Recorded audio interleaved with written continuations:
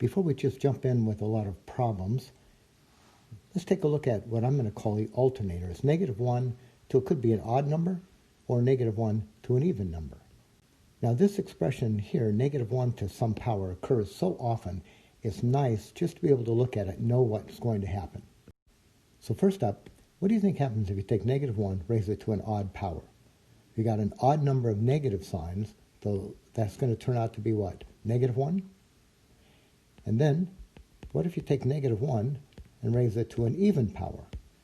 Then you've got an even number of negative signs, and that's going to turn out to be +1. So here's where that might come up. What if you had something like this? What if you had -1, say, to the third, and you're going to multiply that by 5? Well, you know that -1 to an odd power is negative, so this becomes -1 times 5, or just -5. But then what if you had -1 to the fourth times 5? Well, then you know that -1 to an even power is positive, so you would have +1 times 5, or just 5. And then what if you had -1, just take it up another one, to an odd power again? -1 to an odd power, say times 5, is going to be -1 times 5, so now you get -5. Then if you had -1 to the 6th times 5, -1 to an even power is positive, so now you have +1 times 5, so now you're at a 5.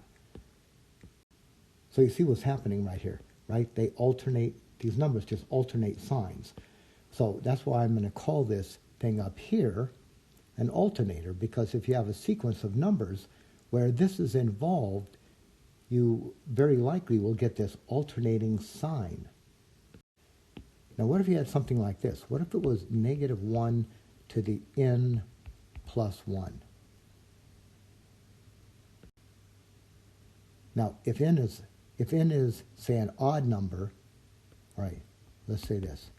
If n is an odd number, then what is this? N plus 1 is even. So just look through the notation. So if you see this, and you know that n is an odd number, like, maybe n starts at 1, 3, 5, 7. So then that's going to be even. And then if n is an even number, like 2, 4, 6, and so on, then what do you know about n plus 1? That's going to be odd. Right, so that's probably enough information just to get us started with these alternators. So let's go on and try some problems.